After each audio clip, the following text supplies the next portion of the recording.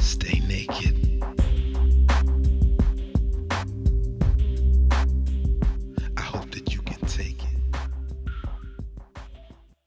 What can be learned from a story, woven out of fragmented moments of joy, pain, and blissful awareness? I wrote my first book, Flesh Mapping, in 2013. It was an invitation into co-creating a pedagogy, a way of learning through our shared narratives of place and politics, a way of mapping the injuries of the material, emotional, spiritual impact of all our many journeys of growth. Some may call it struggle, forced poverty, displacement, hunger, and war. As a child raised in war, I've learned many lessons. And in the art of living, I'm inviting some of my heroes, some of the people who walk with me, who have taught me to walk in beautiful ways, to see co-creation, to see community as our immunity to pain, to suffering, to wanting. Welcome. I'm your host, Sylvia Richardson, and this is The Art of Living.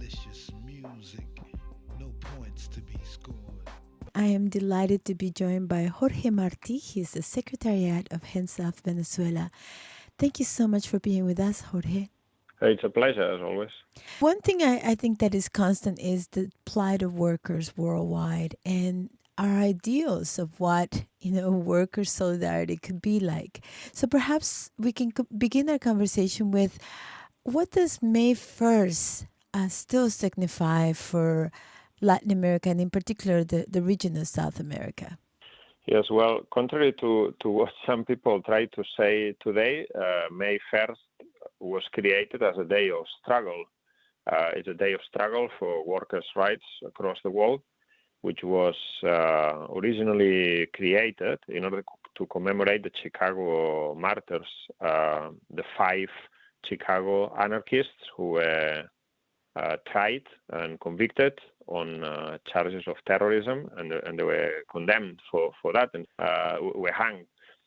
So this is what we are commemorating, and this is not a day of celebration so much, but rather a day of struggle. The workers across the world are still oppressed by the capitalists in Latin America and beyond, and so this continues to be an important day of struggle.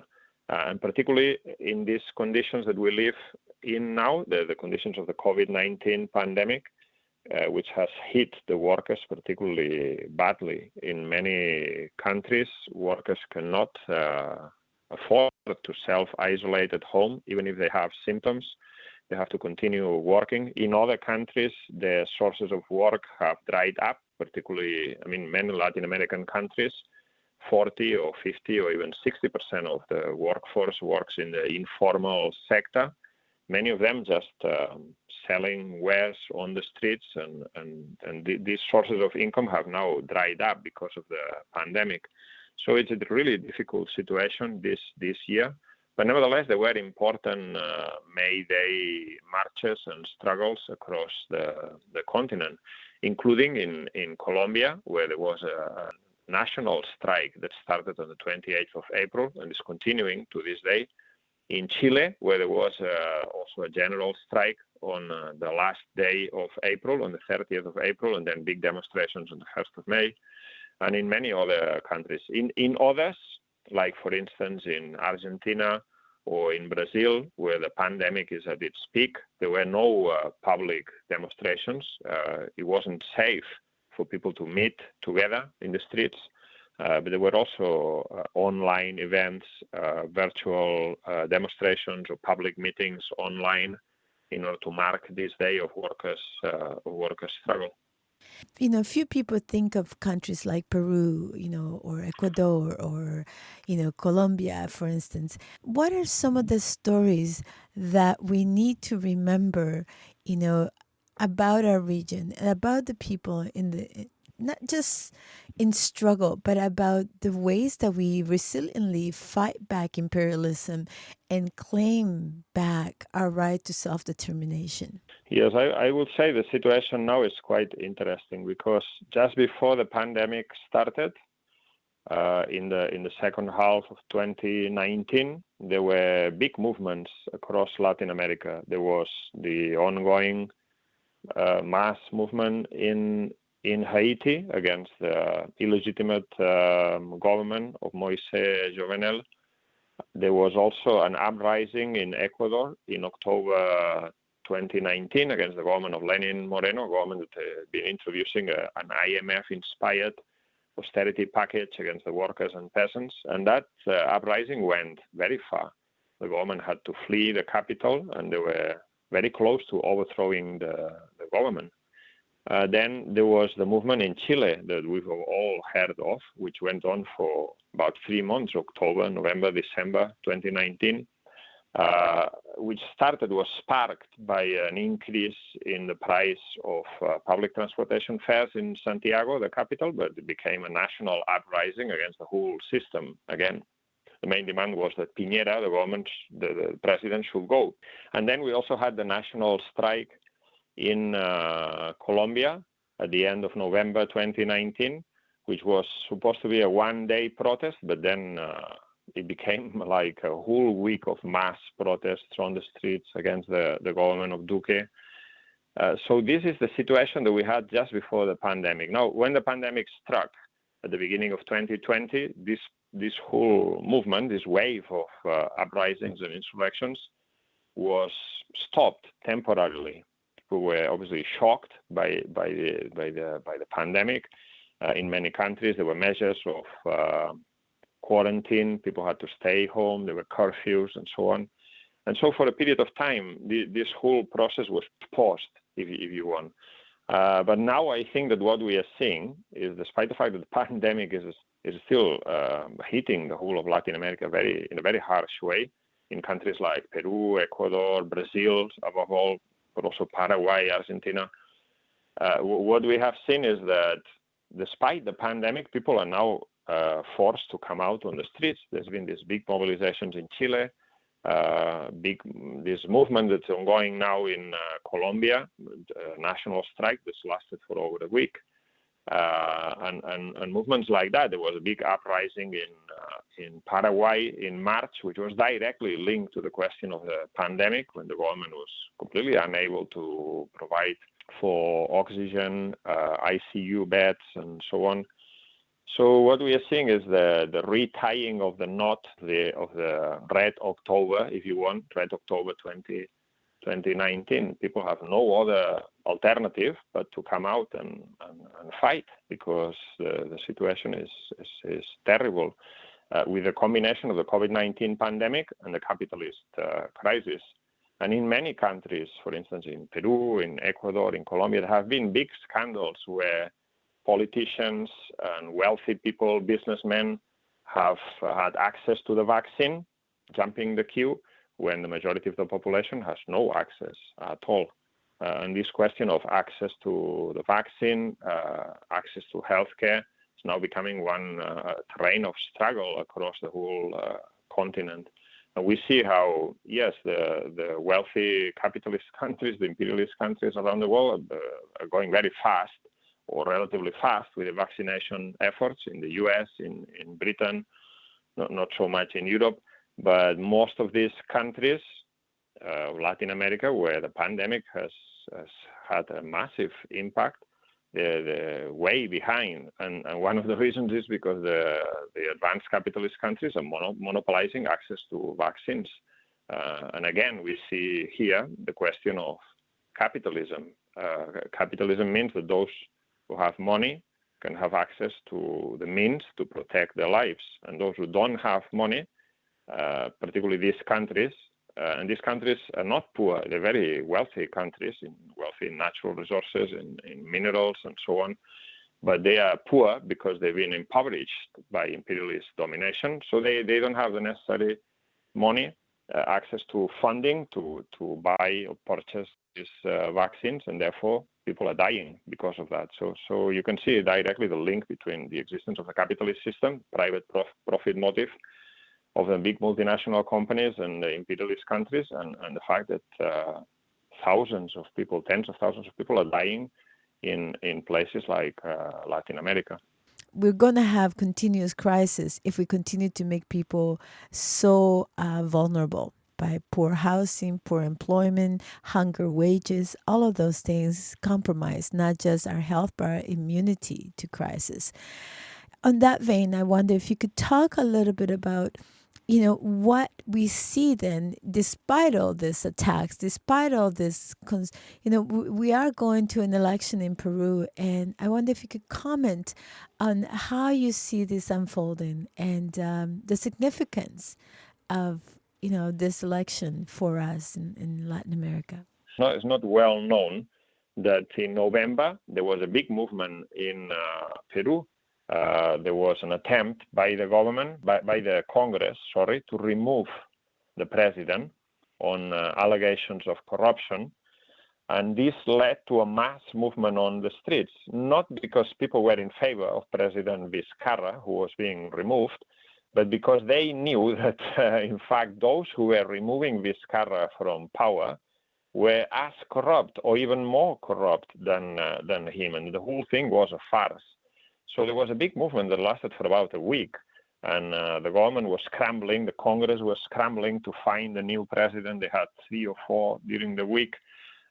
Finally, they managed to calm the situation. But that movement reflected deep-seated anger, very deep-seated opposition to all bourgeois politicians. You have to think that of the last 5 presidents of Peru, they've all been indicted on corruption charges. One of them committed suicide in order not to face trial. Another one is in the United States, waiting for an extradition request. Another one is in jail. So, the whole situation is an example of the rottenness of bourgeois politics after 20 or 30 years of this so-called neoliberalism that has made a lot of people in Peru very rich. A small minority at the top have become very rich, but the masses in general have become impoverished, and the country has been completely open through privatizations to foreign multinationals and imperialist companies in the fields of energy, mining, water, and so on. And so that November movement was an early indication that something very deep was starting to change in Peru. And now this was then reflected in the election. The election was a presidential and National Congress election. The first round of the presidential election was very fractured. The whole political scenario was very fractured. There were 5 or 6 different candidates getting more or less the same results in the opinion polls. But finally, 2 of them went to the second round. But the one that came first with 19% of the vote is a man called Pedro Castillo, who will now face in the second round of the election Keiko Fujimori, who is the daughter of Fujimori, the one who was the dictator of Peru in the 1990s and that led the dirty war against the guerrilla movement at that time. So this is a very polarized election. And who is this Pedro Castillo? Pedro Castillo is a teacher, is a trade unionist in the teachers' union, and he was the leader of a very radical teachers' strike that took place in 2017. And this strike was led by a committee of struggle, delegates elected by the different regions, and Pedro Castillo was the spokesperson. The strike was also against the trade union leadership, which didn't want this strike to go ahead, and against the education ministry. The strike ended up in a partial victory, and Pedro Castillo became very popular as a result of this. He is the candidate of a party called Peru Libre. It is a peculiar formation that describes itself as a Marxist, Mariáteguist organization, after the name of José Carlos Mariátegui, the founder of the trade unions in Peru and founder of the Communist Party. And it has a program that I will say is not a full socialist program, but it contains many very advanced elements. For instance, he says that the contracts with the multinationals will all be reviewed. At present, the multinationals take 80% of the profits, while they pay 20% to the state. And he says it should be the other way around. The state should take 80%. And he also said, if the multinationals do not want to accept this renegotiation, then we'll expropriate them, we'll nationalize them, because these minerals are Peruvian. And the main slogan of his campaign was "No more poor people in a rich country," which I think is very telling. It's a very advanced slogan. He also said that he will only take his wage as a teacher. He will not take a presidential wage. He will take his wage as a teacher. He will reduce the wage of the Congress representatives. And he will also dismiss the Constitutional Tribunal, which is riddled with corruption. And all other public powers will be now elected directly by the people. So, I mean, it's a very advanced, nationalist, very progressive program. And he says he's going to do this so that the budget for education can increase, the budget for healthcare can increase, so to benefit the people in general. And his party is more or less modeled on the experience of Ecuador and the Correa and Bolivia and Evo Morales. Now, there are other parts of his program which are not progressive, and I think it needs to be mentioned. For instance, he is against same-sex marriage. He has a very unclear position on the question of abortion rights, and this is not good. It's not good at all. It's not progressive. But it needs to be understood in the context of Peru being under the very strong influence of fundamentalist churches and the penetration of evangelist church organizations and so on. Nevertheless, these prejudices, reactionary prejudices, should be combated, but they should not distract us from the main reason people are voting for him. Is not because of this. It's because they want fundamental change, and they connect with this idea of no poor people in a rich country. Now, in the opinion polls, he has 40%, while Keiko Fujimori is down at 20%. Pedro Castillo has the advantage in all of the provinces of the country. In the rural areas, he has 60% of the vote. In the south of the country, he has 45, 50, 55% of the vote, with the exception of Lima. In Lima, where the bulk of the middle and upper class is concentrated, he is second to Keiko Fujimori. And it's quite clear this has become a class battle. The workers, the poor, the peasants, the indigenous are voting for Pedro Castillo, while the oligarchy and the rich and the wealthy are putting their weight behind Keiko Fujimori, even though some of them might not particularly like her. So this is very interesting. The oligarchy, the business owners, have put up billboards in Lima saying socialism is poverty, communism is disaster, is violence, socialism leads to communism. So they're basically saying that this guy is a communist, this guy is linked to the Shining Path, terrorist guerrillas, and this and that. And this is having no impact on the electorate. The people are completely disregarding these allegations, these founded allegations, and they are voting for him because they want fundamental change. Now, we don't know what's going to happen in the election. If all goes as the opinion polls say at this point, he will win by a substantial majority. Pedro Castillo will win, and he will be the next president of Peru. And then if he tries to implement his program of renegotiating the contracts with the mining multinationals, he will find fierce opposition. We have seen this before. You mentioned Chavez at the beginning of the conversation. I mean, Chavez was overthrown by a coup in 2002 when he attempted to carry out a mild agrarian reform. The same thing will happen to Pedro Castillo. They will try to overthrow him. The U.S. Embassy will be very active trying to prevent him from being elected. And if they can't overthrow him, they will try to moderate his program. They will try to curtail his freedom of action. I don't know. I mean, there's any number of things that they can try, but this is very interesting process in a country like Peru. After many years where the left was demonized, now we see the emergence of someone who leads a party that calls itself Marxist, getting 40% in the opinion polls. I think this is very significant. It goes beyond his actual program. It just tells you that people want fundamental change, not only in Peru, but in Colombia, in everywhere, in Brazil, in Chile, and so on. I wonder if you could touch for a moment on, the recent demonstrations in Colombia as well, because as you point out, not only are we hungry for change, but we want change that comes with dignity, that comes with less hunger for people. Yes, I mean, the situation in Colombia is also very, very interesting. I mean, you have followed Latin America yourself. I have followed Latin America for many years. And on the face of it, Colombia is perhaps the last country where you would expect a mass movement, because this is a country that is very heavily under the domination of the oligarchy. And although formally there is a bourgeois democracy, people can vote every 5 years or so, and there is freedom of speech and there's freedom of trade union organization. In practice, this doesn't really exist.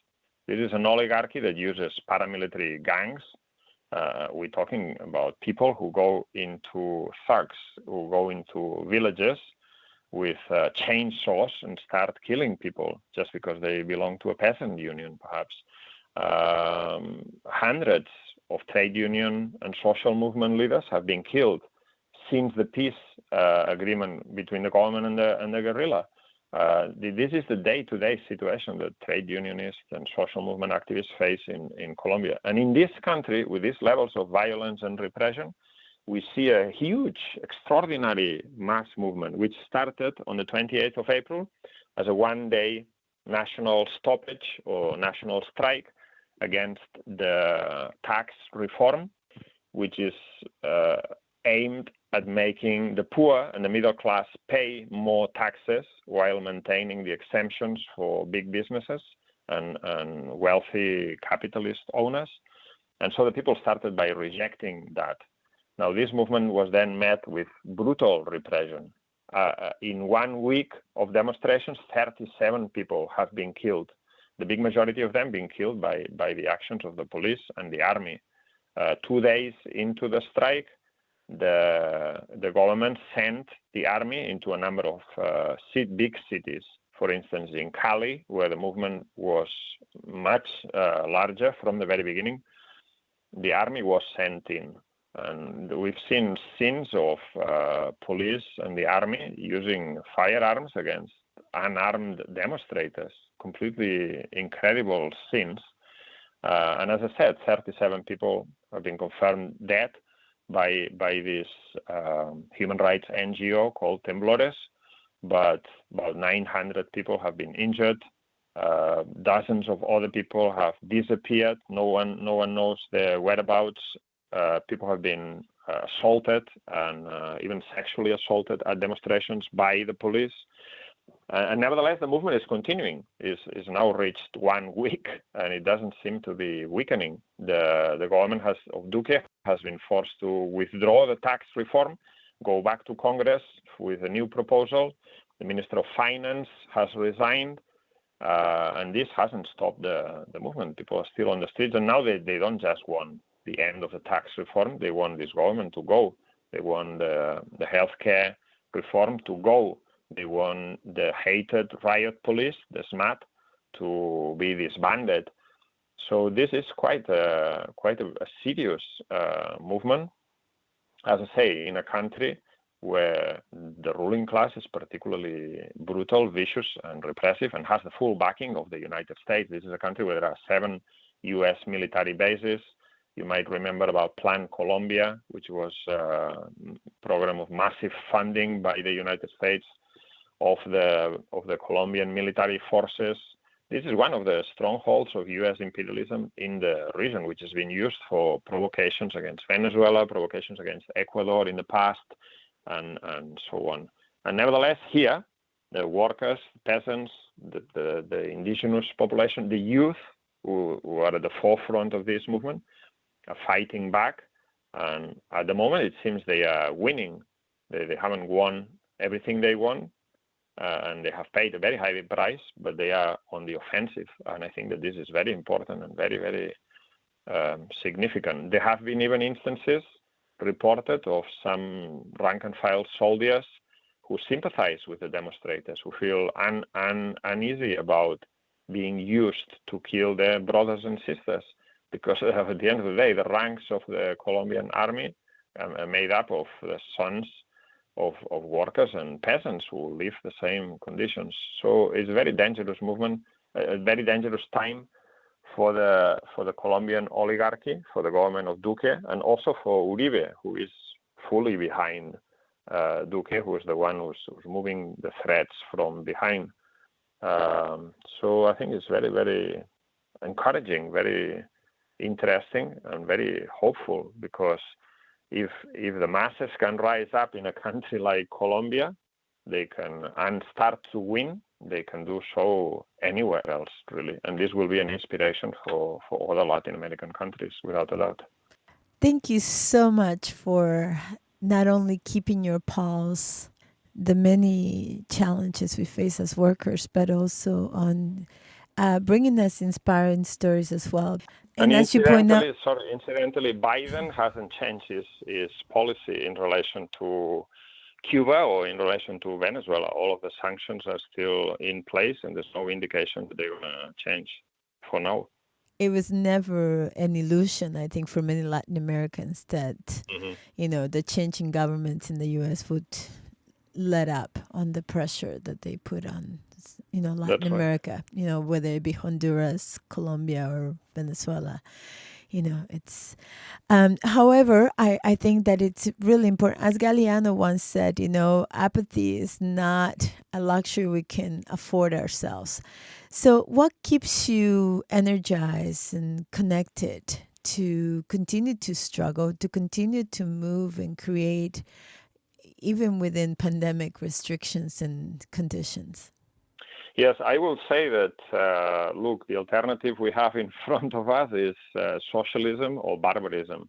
This is the phrase that Rosa Luxemburg used over 100 years ago, and I think it's relevant today. We see it with the pandemic, with the destruction of the environment, a threat to the existence of human life on this planet, and everything that goes around us. This is the alternative, socialism or barbarism. Either we put an end to this capitalist system based on exploitation, oppression, depredation of the environment, and so on, or the future is very bleak. And so there's no other alternative. But at the same time, these conditions are creating massive resistance. I feel completely inspired by the uprising of the Ecuadorian workers and peasants in 2019, the massive estallido, the mass movement of the Chilean workers and youth in 2019.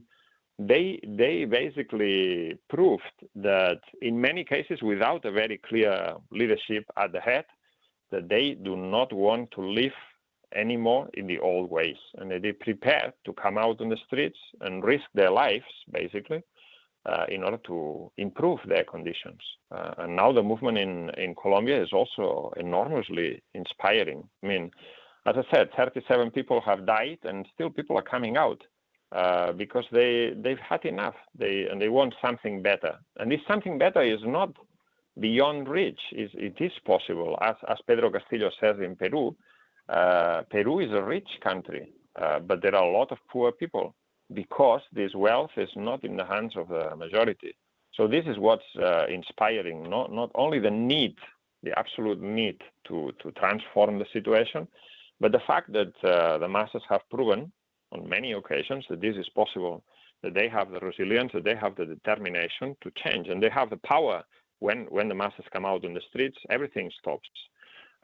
In the United States, the Black Lives Matter movement was also extremely inspiring. This movement was on a bigger scale than the civil rights movement in the 1960s in terms of the number of people involved. This is really inspiring. This is a new world that we're trying to build, rising from the ashes of the old crumbling capitalist system. And this is absolutely necessary. Thank you again for being with us today. Thank you. It was my pleasure as always. Thank you. Thank you for listening to The Art of Living. I'm an educational consultant and artist, authored. For more information about upcoming events, workshops, retreats, please reach out to sylviarichardson.com. Until next time, remember to be playful, to celebrate joy, and to allow love in all your co-creations. You'll never have to wonder where the groove went. The groove is you.